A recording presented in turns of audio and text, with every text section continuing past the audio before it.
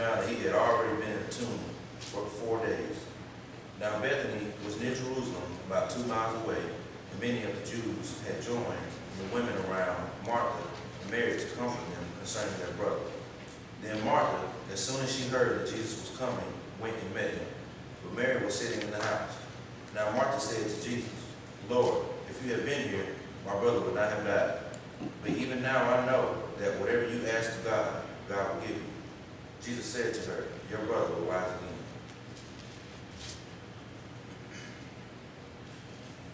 Then the Jews who were in the house and comforting her, when they saw that Mary rose up quickly and went out, followed her, saying, she is going to the tomb to weep there. Then when Mary came where Jesus was and saw him, she fell down at his feet, saying to him, Lord, if you had been here, my brother would not have died. Therefore, when Jesus saw her weeping, and the Jews who came with her weeping, he groaned in the spirit and was troubled. And he said, where have you laid him? They said to him, Lord, come and see. Jesus wept. Then the Jews said, see how he loved him. I've just read to you John chapter 11, verses 17 through 23, 31 to 36. Let us stand and be read.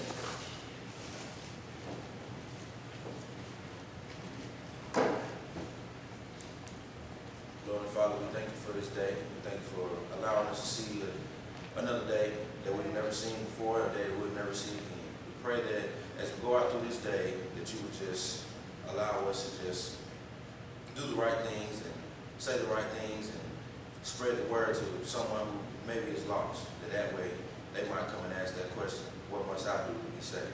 Pray that as you bring the preacher up here today, you give him the wisdom, the words, how to say, what to say, in a way that we understand, in a way that you would have us to understand. Also, we pray that as we go through our weeks, go through our days, you just continue to bless us and just allow us to keep remembering and knowing that everything we do is for you. That's your son, Jesus' name we do pray. Amen. Amen.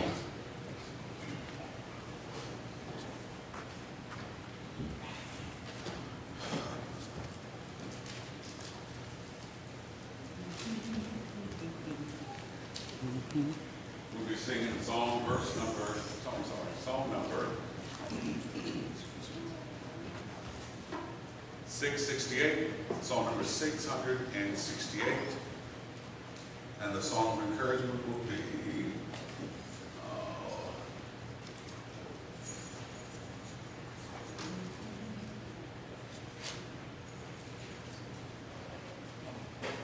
it's 361. 361.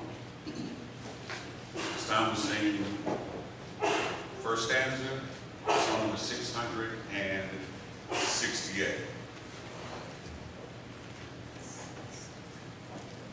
There is beyond the age of blue a God concealed from human sight.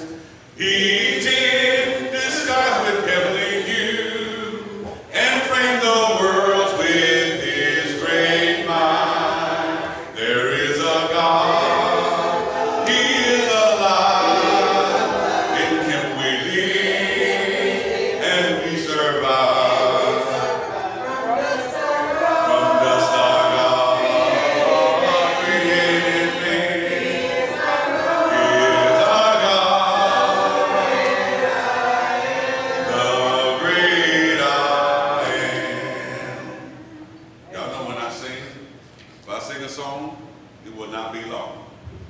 So, not that we don't want to diminish anything as far as singing is concerned, but I ain't like everybody else. I'm not a singing preacher, so I can't sing and be done and then can't preach the Lord's word as well.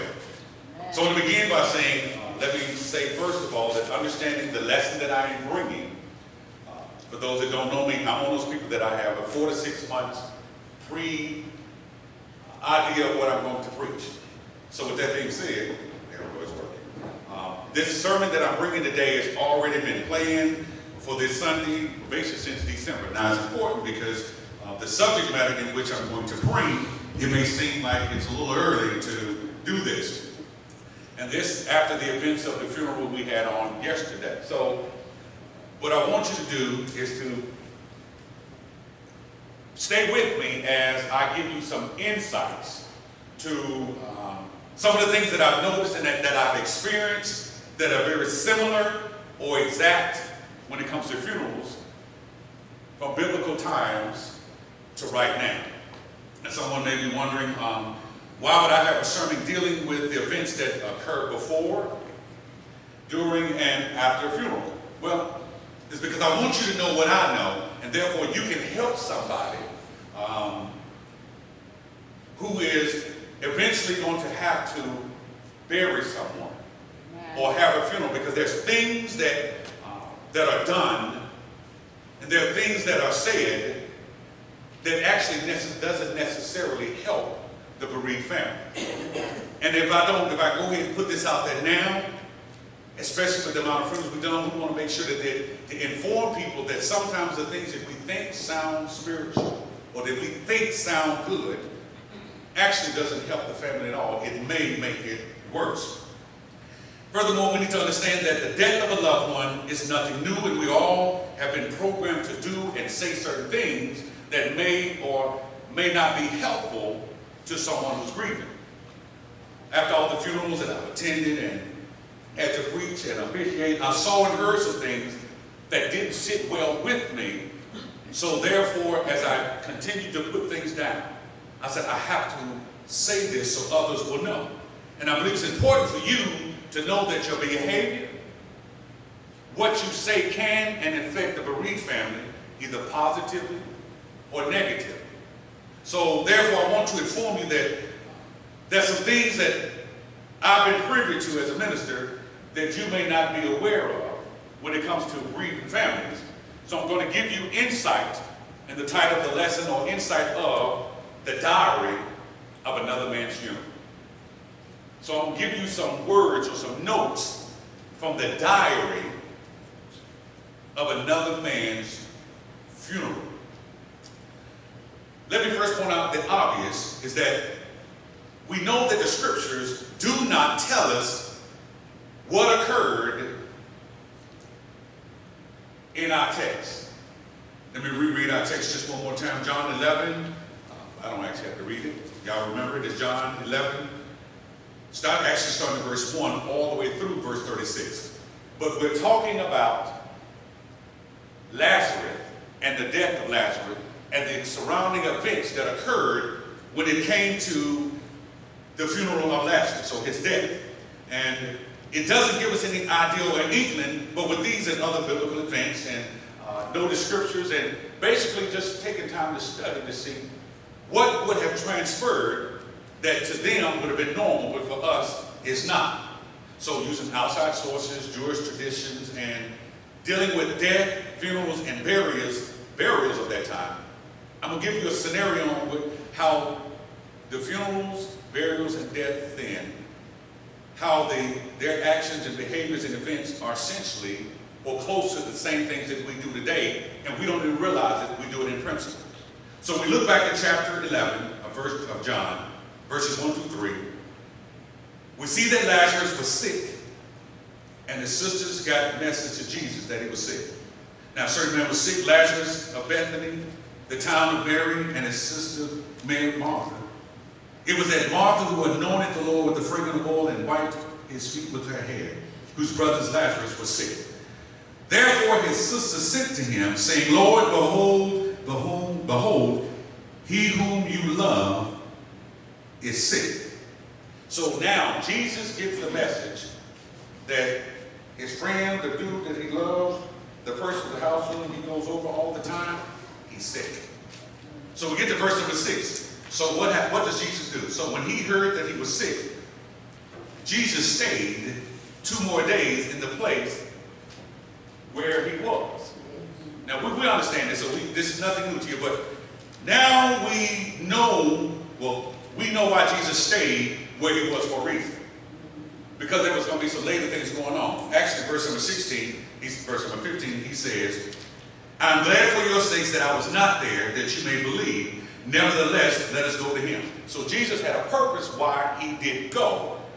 But what I want you to see is, let's bring it down to how I see it. I need you to know I'm eclectic. So my mind thought it's a little different, but I see things that blow my mind, but I want you to see how I see it. How do most people act? Or better yet, how do most people respond when they get the word that someone you love or someone they love gets sick? Think about what I'm asking. I'm one of those people, I love asking questions. I want you to think. How do most people respond when they know that someone they love gets sick? Now, I'm going to be honest and say that most people, tell the truth, they ain't going to go see him. Y'all know that. Most people would never go see him. They may not ever call, but they heard that someone that they love got sick. They won't call, send a text, or even shout out on the Facebook that somebody so-and-so sick. Now, I'm just being honest with you. But as soon as they find out that the person whom they heard about was sick died, here's what happens. They'll find out that they died, talk to someone and say, this is, honestly, every time I hear it, I know it's a lie. Man, I just talked to them the other day at Walmart. Y'all know how they do. Like you sit there and listen like, you did? Oh yeah, I just talked to the Walmart. But here's the problem. They ain't been to Walmart in 6 months because they shopping at Publix. Y'all see what I'm saying? In other words, there's some people who say they heard about a person dying, didn't go see him, but when they heard about it, oh, did you hear about so-and-so? Man, I swear I just talked to him the other day. No, you haven't. And I'm just sitting there thinking, really? But some people, they probably did, but you know, let's be honest, most people just saying something so they can say that they just seen them. So if you find out that your family member, your friend, your brother, your sister is sick,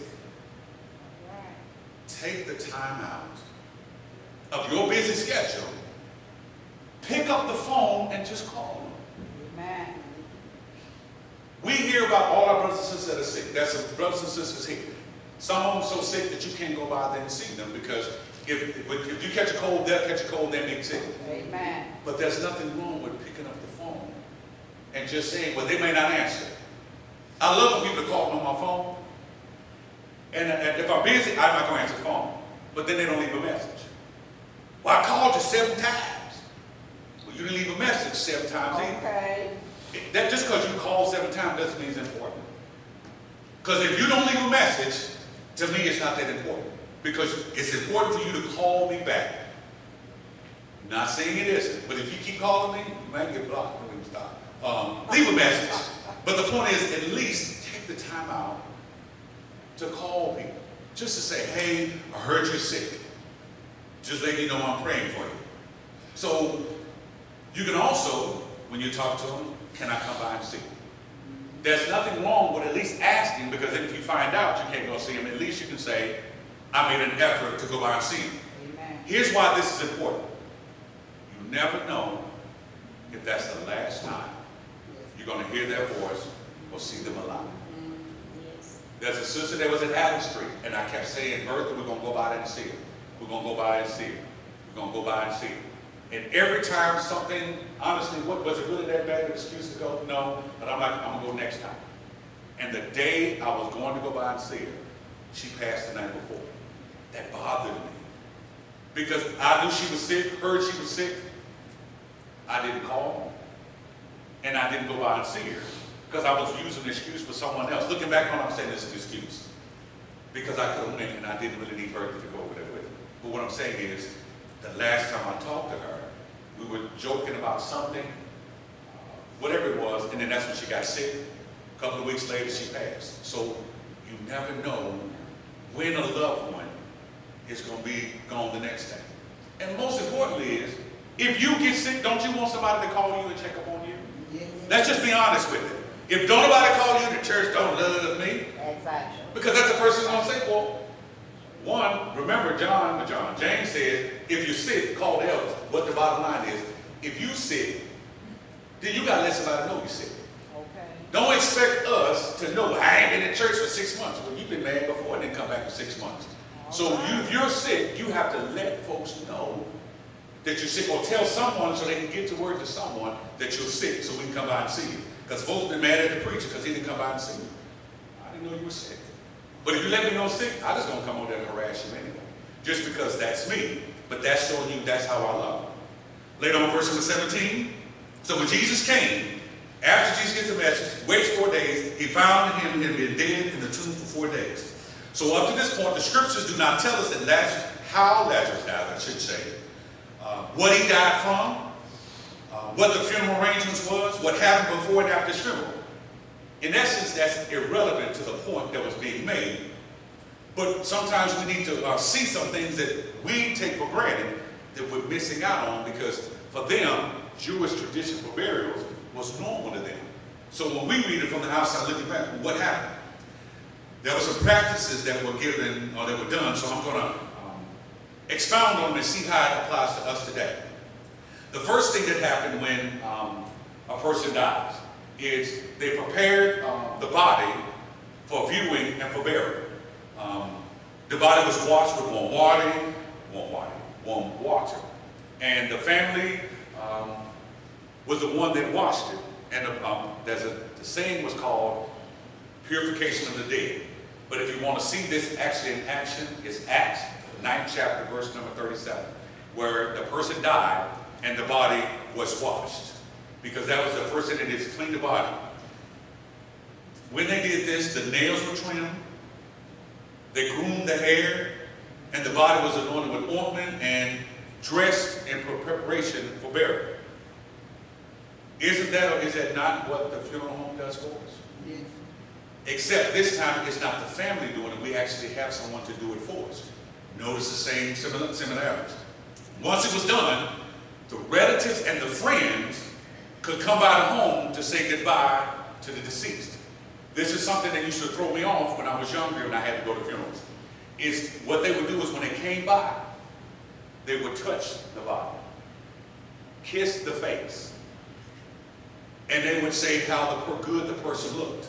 Growing up, that used to scare me to death, because I'm thinking, you touched. I used to have nightmares, let's put it this way. Because I'm thinking, you touch, because I used to love vampire movies. So just understand that in my mind, he's going to sit up. So I couldn't get that out of my head. But I still remember to this day my grandfather's funeral. So because of that, having nightmares, so y'all know this, even though I don't like funerals, if you pay attention to me when I walk in, I look straight at the Bible and never look up. That's not the last view I want to have of a person that passed away, because it will stick with me. So it's not that I cannot and will not look at the Bible. I cannot. So I will keep reading till I get up here. This way my mind is focused. So the last memory I had was not there, but something else that was good for me. But that being said, I never understood how someone could touch and kiss them. Well, you go back and find out. That's what they used to do. That was their way of saying goodbye. And we know we see some old folk today, baby, I go up and touch. My grandma made me touch my grandfather. And I'm telling you, I love Dracula movies, so I'm telling you, I had nightmares thinking he was sitting up and talking to me and saying you shouldn't touch.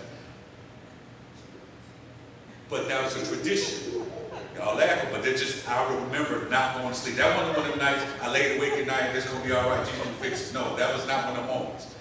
5 and 6 years old. But the beauty of that is the relatives will come by and say their goodbyes and take them and say hi to the family. But there was a problem that sometimes people who had wealthy families, people who had a lot of money, they would compete with the last person that had a funeral to see who could have the most elaborate funeral services. Let's go a little bit further.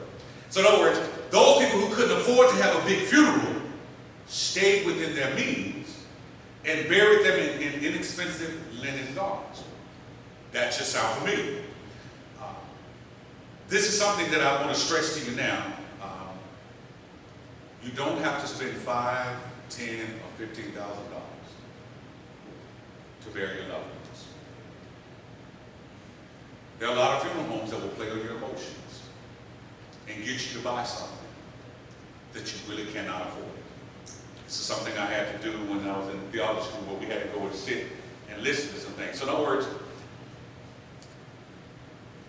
your loved one, you want them to go honor them.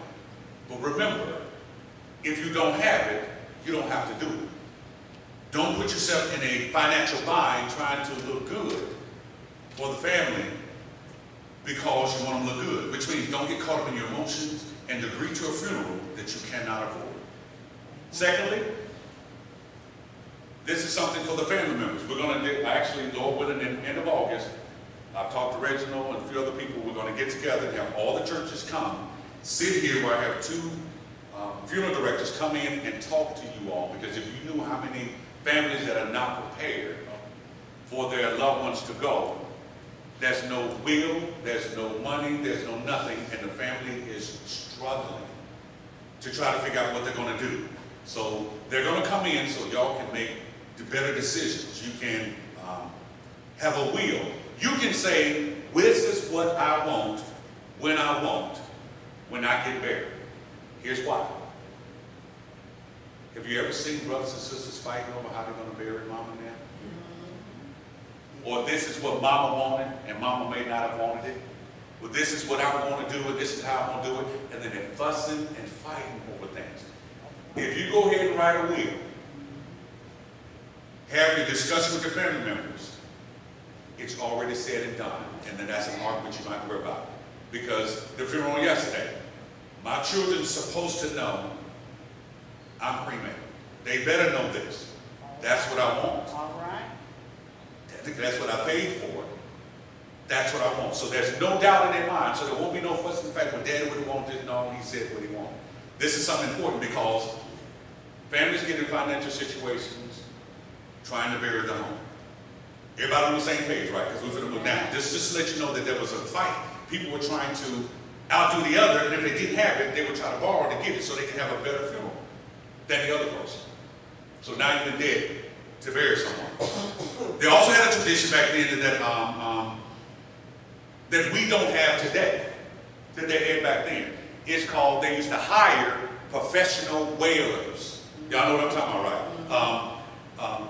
The wailers, ones who were paid to cry at a funeral. And hint was Jairus in Mark 5th chapter, verses 38 through 39, where Jairus, his daughter, he came to Jesus and said, my daughter's dying. And the man later on says, why are you bothering the teacher? Your daughter's dead. Don't bother him anymore. But Jesus said, if you believe, basically she good. So they go to the house. So when he gets there, there were people screaming and hollering and crying, and they were called wailers. Now, my years of being a minister and being in the bereaved home and in many funerals, there are always usually some loud wailers. Now, I'm putting in my own thought process due to the diary of another man's funeral, but looking out into the audience from sitting up here and hearing folks talk after the funeral, I found out that just like the wailers in Jesus' day, that many who cried and screamed and hollered the loudest are the ones that knew him the least.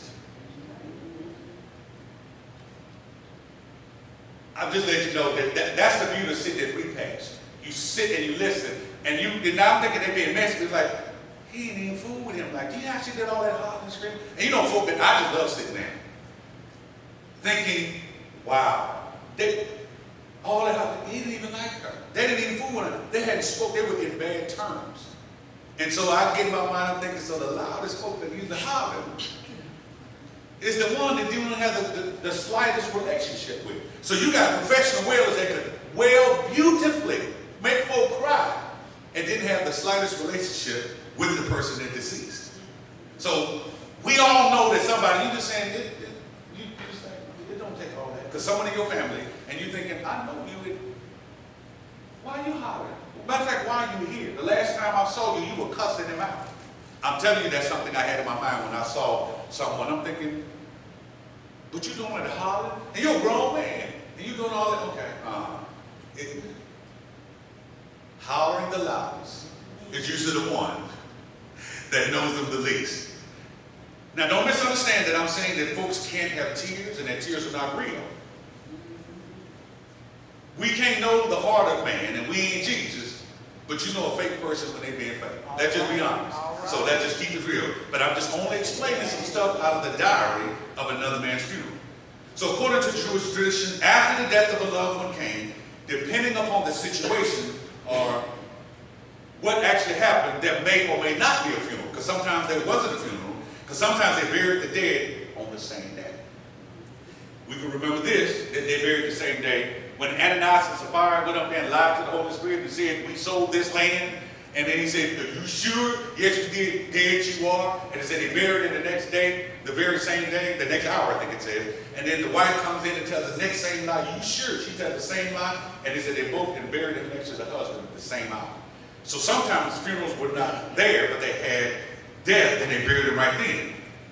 Jesus, matter of fact, Jesus on the cross. Jesus 19, starting at verse number 30. When Jesus died, they immediately buried him. But you remember they also put the linen on him, anointed him with oil. So notice it's the same traditions they had before. But when there was time to have a funeral, people would prepare the bodies. But when they were going to the burial site, something that we didn't realize is that would be prepared family members. They would ask family members that were men to take turns carrying the body in a procession from the family home to the burial site. Now, here's the funny part. It's usually with 6. Sound familiar? So they would take turns showing, this is their showing affection. There would be 6 people. And then when they get to a certain distance, someone would tap the other person and take over to walk them to the burial site. So we always talk about walking on 2 and carried out on 6. It was the same principle because it was just a litter, but they did that as a sign of affection. And during the funeral, there always was a procession of other folk behind. But the people, the buried body was up front. Now, when we go to burial sites, how is it? Sound familiar? Families in the front, bodies in the middle, and others carry. Notice it's the same thing, except we just have cars now, versus them walking to the funeral. Matter of fact, an example, just in case you really want to read it, pay more, get to Luke 7th chapter, start at verse number 12, when Jesus crashed a funeral with a widow who died, whose only son died. Y'all remember that? It was, and when he came near the city of the gate, behold, a dead man was being carried out, the only son of his mother, and she was a widow, and a large crowd from the city was with her. That's an example of them going to the burial site. That makes sense? Make sure we're all on the same page. So in other words, I'm showing you how things that we miss that's going to make this pop out. So at, also in the funeral procession, there would have been also some prepaid wailers as well. So just in case enough people weren't crying, they paid people. Matter of fact, it was a tradition that you paid at least 2 people to cry and 1 person to play a flute. This was just something that they did. So we don't do that anymore. We don't have to pay people to wail and holler and scream. You all go get 1 or 2 anyway. But we know that that was something that could be done. So with that being said, I have to address what I've seen and what I've heard and witnessed in the funerals. So we know the family always sits to the left side of the church building. Anybody know why? Okay, I don't know why I asked you why. I'm just going to say it. The family is supposed to sit at the head of the deceased. It's a tradition. That's where we got it from. So they're supposed to be situated where they're at least the view of the body is where they can always see him and sit up front to the left. So when folks come to view the body for the last time, they always come, view the body, and they usually go and speak to the family as they're passing. If that sounds familiar. So that being said, something else is exactly the same way as it was. So what I've witnessed doing this is seeing and hearing cliches that doesn't sit well with me. And actually, I heard the cliche yesterday, and I was like, okay, now I know I have to address it. So one of the things that we hear for a family that is bereaved, that I don't feel is really right, but I'm going to say it anyway, is when you hear someone say, well, you know God, don't make mistakes. They're well-meaning behind what they're saying. It sounds good. And it's actually a cliche that we have learned or adopted to say. But here is the question. What does that mean when you say God doesn't make no mistakes? What does it mean? Let's flip it. Better yet, how does that help or encourage the family that's grieving? If I'm thinking God is the reason why my family member is gone, I'm not feeling too well with you talking about God don't make mistakes if I take him out. Why did God take somebody else's family member instead of mine? So that's why I want you to see what it's actually saying. So let me say it this way.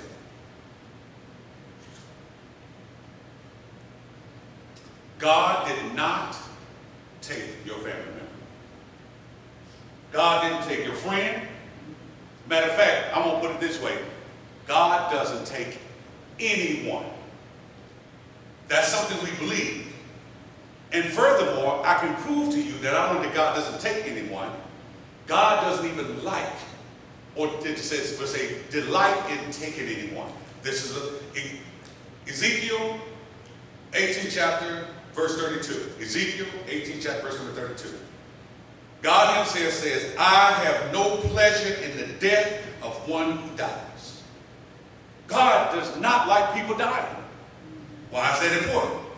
Because from the beginning, when the earth began and he created Adam and Eve, we were supposed to live forever. God didn't create man to die. We were supposed to live forever. But when Adam ate of the fruit, that's when we have been experiencing death ever since. Everybody on the same page? Matter of fact, to prove my point, that God ain't took no one. Sin is the reason that death takes our family members and friends. Sin is not God. God said in Genesis 2nd chapter, verses 16 and 17, and the Lord commanded the man, saying, of every tree of the garden you may freely eat. But of the tree of the knowledge of good and evil you shall not eat. For in the day that you eat of it, you shall surely die. So, as long as they did not eat of the fruit, no one was dying. So, you're trying to tell me that if they eat of the fruit, death is going to come. So, they got nothing to do with God. Genesis 3rd chapter, verse 17. After Adam sinned by eating of the fruit, God said, then to Adam he said, because you have heeded the voice of your wife, and have eaten from the fruit of the tree, of which I commanded you, saying, you shall not eat of it. Cursed is the ground for your sake. Toil shall you eat of it all the days of your life. Both thorns and thistles shall bring forth for you, and you shall eat of the herb of the field, and in the sweat of your face you shall eat till you return to the ground, for out of it you were taken, for dust you are, and dust you shall return. So does it look like God's taking folk, or is it that sin is the reason why death is in the house? Matter of fact, Paul reiterates the same point in 1 Corinthians 15, chapter verse 56. Just in case somebody say that's Old Testament, New Testament. He said the sting of death is sin. So the reason why we die is because of sin. That's all. Now, why am I trying to clear this up? Because I had someone die, and they told me, God don't make no mistakes. And I was not happy when hearing that. Because I took that as God's been a bully. Why did God take this young man, and that's this old, dirty, old, mean man, and you let him live? See how when the things that we say may cause people to start hating God, or start not believing that God is who he say he is? So we need to make sure that whatever we say, especially when you're speaking to someone who's lost a loved one, that we need to make sure that we're not lying on God. Lying on scriptures or making God look bad, like he's only picking and choosing certain people. That's the only reason why I'm trying to make sure we get this clear. Because I hear it all the time. And I might as well say this. Another saying that is a cliche that makes me question why people say to the bereaved family, I'm sorry for your loss. Call me if you need anything. Now, there's nothing wrong with that statement. But my question is, you have to know, let me put it this way. I know some of the people that have said this. So, if you're saying this to the family members, and you really don't have a relationship with the family members, How do you expect them to call you in their time of need and they don't even have your telephone number? Just something to think about. People say, call me if you need me. I'm there for you. They don't have your number. Now, it sounds good, but my question is, they can't even contact you, so why make the statement? The last person I said, if you need something, call me. I handed them my card, my cell number on the back. Because I knew there was no purpose to say, call me if you need me, and you ain't got no way to reach me. But that's a nice cliche, ain't it? They just can't hear about it. But there's no way they can reach you. Matter of fact, let's say they do have your number, and they call you. My question is, can they really depend on you to be there if they need you? Because folk can tell you that, and at my brother-in-law's funeral, I heard everybody say that to everybody. And I was like, can they really depend on you? If my sister needs you, she has 4 kids. If she needs something, can she truly call on you? That's why it's important. Don't say anything that you ain't really telling the truth about, or you have no intention on really fulfilling what you said you're going to do. And as a matter of fact, let me let you in on this part. When someone's grieving the loss of a loved one, and you tell them to tell me, call me if you need me. When people that are grieving the loss of a loved one, guess what? They don't even know what they need. Think about it. When a person loses someone, they don't even realize they need to eat. Okay. That makes sense to y'all? Because think about it. You can give them all the food that they want. They're so focused on the loss, they don't even realize that they need to eat. That's the reason why we bring food, is because it's a way of saying, I need you to know, if you see food enough, you remember to eat. But when you're grieving, how many people want to eat? Nobody does. So in other words, what I'm saying is that they don't even probably know that they need to eat or they need to do anything. So you can't really expect them to call you if they need something. And most of the time, they're so focused at the funeral, they know what you're saying, but they don't know anything about what you're saying.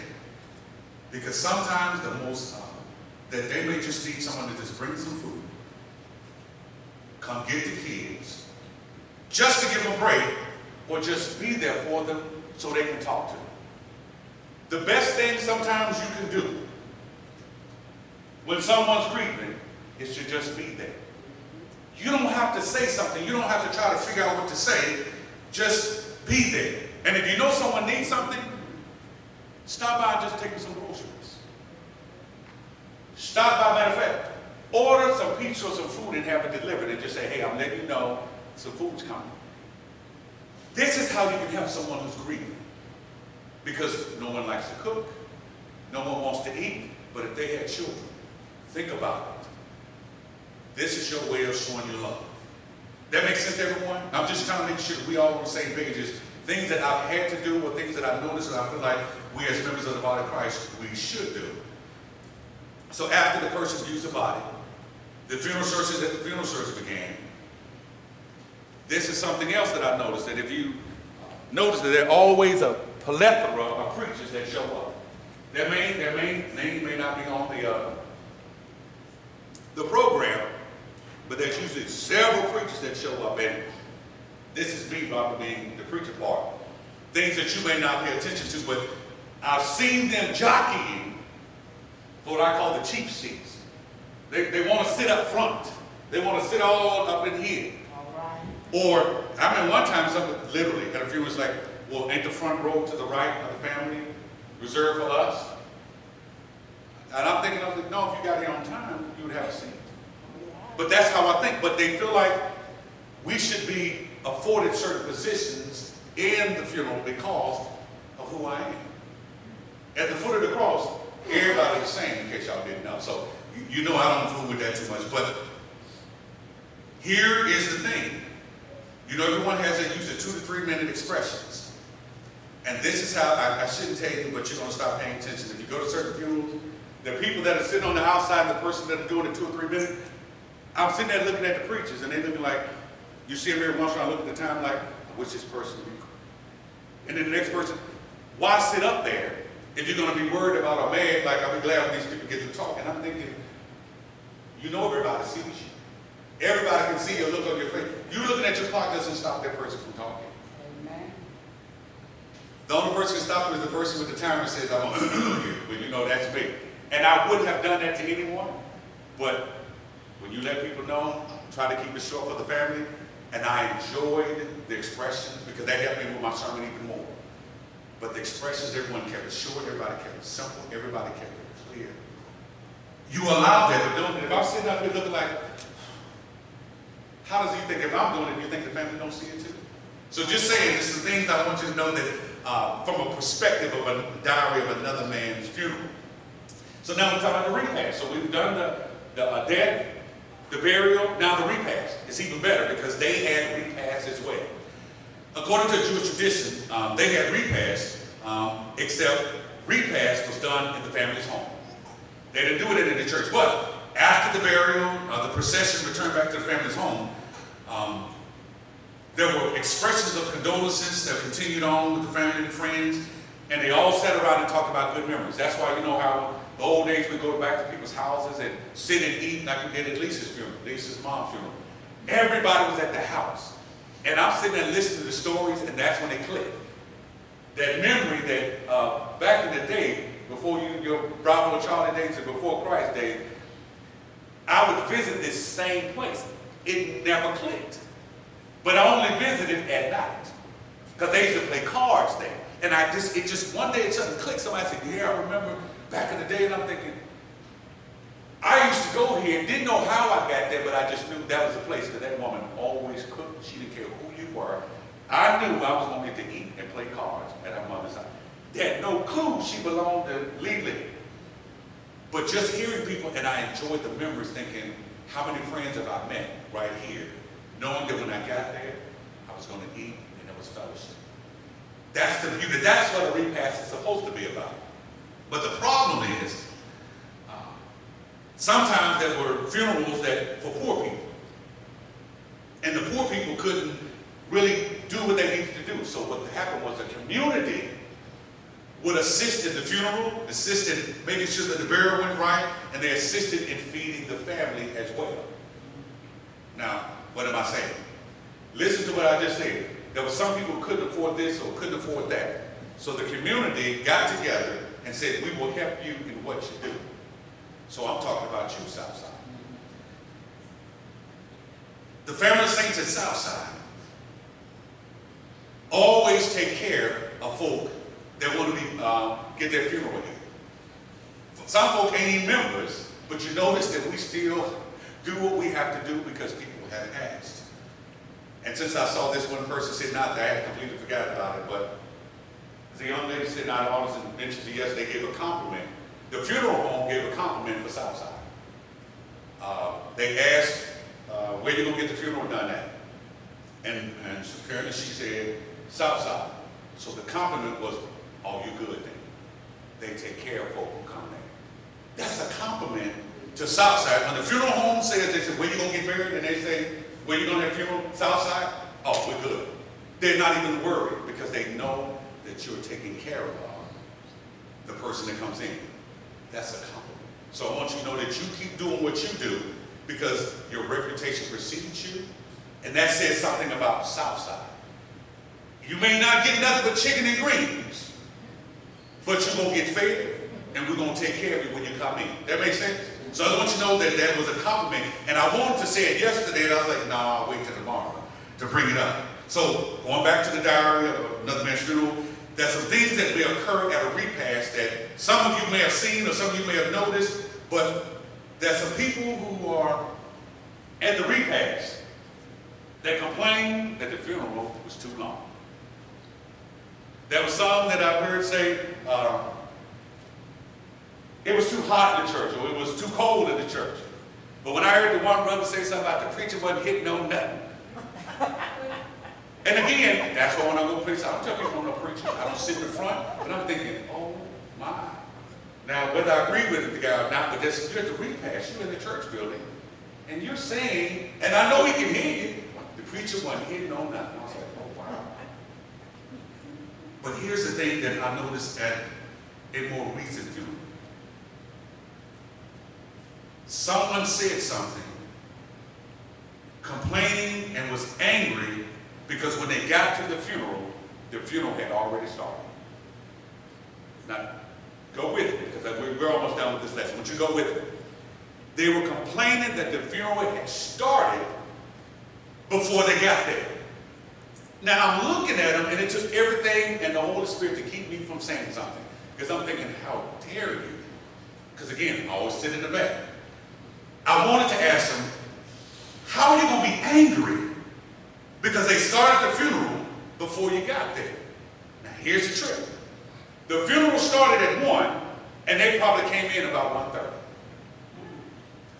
And the reason why I remember because they made a lot of noise when they came in. So I was like, what's this making all this noise? I'm like, okay. So you know me, I'm like, it's 1:30, man. I'm thinking he probably him and the crew came in for the repast. That's what I'm thinking.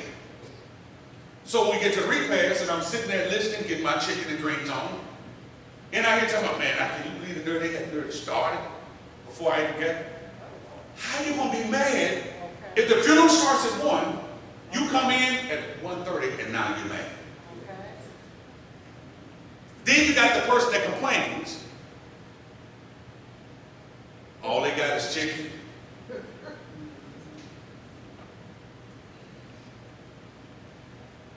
It doesn't sit well with me. It's for the family. Why are you complaining that all you got is chicken? If I'm not mistaken, chicken has saved many a soul. Okay. And has filled many a hungry person. Because after the funeral, what people most understand is most families don't eat breakfast. So when they come to a funeral, they're hungry.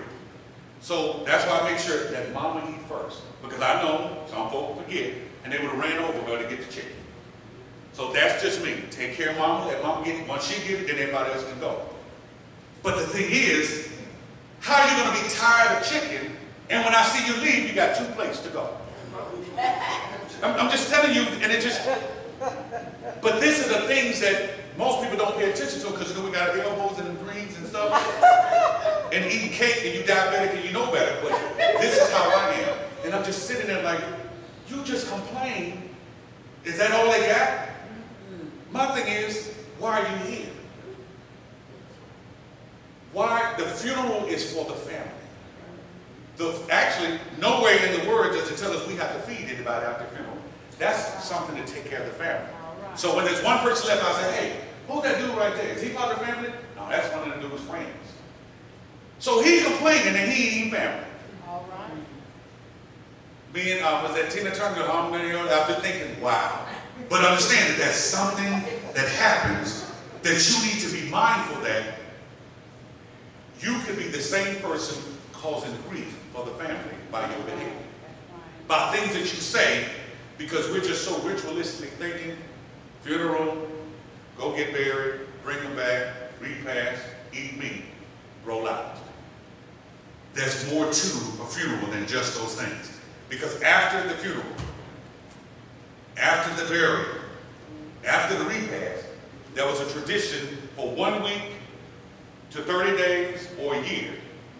Depends on who it was in the family. If it's brother, sister, a week. If it's a father or mother, it was a year. If it was a child, it was 30 days. That's just their tradition. But the point is to say, the rituals lasted at least a week. So the most common custom was for everybody at least a week, the immediate family remained at home for mourning. So when you read John 11, chapter verse 31, which you heard in our reading, where it says, then the Jews who were with her in the house, comforting her, when he saw that Mary rose up quickly and went out, following her, they said, she's going to the tomb to weep there. They immediately thought she hadn't gone to the tomb, but she was actually going to see Jesus. Something that we would have not known if we didn't understand the history. So my point in bringing this up is that when all the people stop calling, when all the people stop coming by, when all the texts are gone, and when things get back to normal, that's when you actually need to reach out to people who lost a loved one. Because whenever there's a whole bunch of people coming by, they don't have to think. They're not thinking about life without that person because there's always something going on. That makes sense? But as soon as everything gets back to normal, that's when it's going to hit them the most. When they're sitting there and wishing or saying something and they realize that person's not sitting there. Or when they pick up the phone to call someone and they realize they can't call this person. That's when it hits them the most.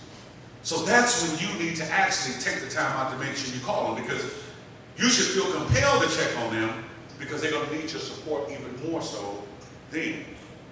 Why is that? Because some people may be angry at God or feel like God ain't right because he took a family member. I thought that way. So I know none of you have, but just in case, you have to understand that, remember, Martha and Mary said the same thing.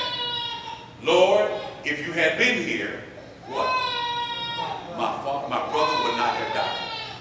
Not saying that they were mad at God, but you know how Martha and Mary was, they were something else. But there are people who believe that God, if he had stepped in, some of their family members would not have died. So the Jewish tradition then was to say something soothing or something spiritual to help them. So what do I mean by that? If they didn't have anything spiritual to say to the family members, they didn't say anything. They just sat there quiet. Now, I'm leading up to something, and the lesson will be yours. Sometimes the best thing you can say to someone who's grieving is nothing. Just be there. Sit there, and unless they ask you a question, don't give your advice. If they just want to complain and moan, let them get it off their chest. Sometimes you have no idea how much they just want to get it off their chest to say what they got to say, and they feel better. So the best thing sometimes you can do is be quiet. Don't keep asking them, you all right? You just asked 5 minutes ago. You all right? Do you need anything? Now they told you no the first 4 times. And this is the one thing we by habit we don't mean to say, but you do. You need to eat. Even if they don't need to eat, if they do need to eat, they're not going to eat. So to keep telling them you need to eat, now you're getting them upset. So sometimes you know what you can do? Eat in front of them. Make them hungry. But guess what? Saying nothing sometimes is the best thing. Because my sister didn't eat for a period. I said that when my brother-in-law passed away last week, I didn't see her eat one time in no days. Never saw her eat. So I don't know when she started eating. But you know what I did in front of her? Ate. So when I finally, I should say, that's the story. I didn't see her eat. So when I finally did eat in front of her, she got a plate too. I never told her she needed to eat. But when I got that plate, now she may have nibbled on it, but she didn't. And I never said, you ought to eat. So y'all see, sometimes the best thing you can say when a person's grieving is to say nothing. And most importantly, don't tell them or dismiss their grief. Like your grief is more grieving than theirs. And if you don't think folks have said that, well, I understand what you're going through, but you just don't understand how it was their family members, but you're calling them to tell them their grief is not as bad as your grief. But it was their husband, their wife, their child. You're diminishing them, so sometimes the best thing you can do is be quiet and say nothing if they don't ask you. Because sometimes the best thing you can do is have your presence there. Because at least they know that they can say something. So why is this important? It's because this way you will be informed and how to deal with someone, because in case you didn't know, death still continues to show up every day. And we need to be able to make sure that you know what you ought to do, that they did, that we're doing the same, but there's some things that we ought not to do, and that is make things worse by sometimes just saying what you're saying. So all this was about giving you just some insight to the diary of another man's funeral. And I want you to consider the fact that one day you're going to have a funeral. And why is that important? Because the most important issue is not who preaches at your funeral, where you're going to be buried, or how much the funeral is going to cost, but rather consider where will you open your eyes when you do die. That's the question. Getting caught up in what we're going to look like at a funeral when you need to worry about what's going to happen on the other side of life. Jesus gives us a vivid picture of what to expect after you die in Luke 18. Yesterday I did a little sermon on it, but to say, Jesus tells you after you die, immediately after you die, you're going to wake up. So the question is, instead of worrying about your funeral, worrying about the casket, worrying about where you're going to be buried, who you're going to be buried next to, you need to worry about what's going to happen on the other side. Are you living a godly lifestyle which will help you spend eternity in heaven with God? Or are you living a rebellious, sinful, and ungodly lifestyle that's going to put you in hell with Satan for the rest of your life? That's what we need to understand. That's what we need to be mindful about. Because we all going to have a funeral. But understand, the funeral is not for you or the dead. The funeral is for the living. And when we come to understand that, this is a time when the funeral is to remember and honor the family member or the friend that has died. But it also is mostly a reminder that it's appointed unto men once to die, and after that, the judgment. Hebrews 9:27. The funeral that's the closest you're going to ever get to knowing that death is going to come. Jesus told Lazarus, while he was still buried in the tomb, he told Mary, I am the resurrection, or was it Martha? Martha, I am the resurrection and the life. He who believes in me, though he may be dead, he shall live. Whoever lives and believes in me shall never die. Then he asked her, do you believe this? So I ask you, anyone that's not a Christian here right now, do you believe what Jesus said to Martha? Do you believe that Jesus is the resurrection, he's the life, that he actually died for your sins? He actually rose again on the third day. Do you believe that? And if you do, what are you waiting on to put on Christ? Because if you believe it, you might as well go ahead and put on Christ in baptism, because you believe his death, burial, and resurrection. Repent of your sins, confess that Jesus Christ is the Son of God, and be baptized for the remission of sin.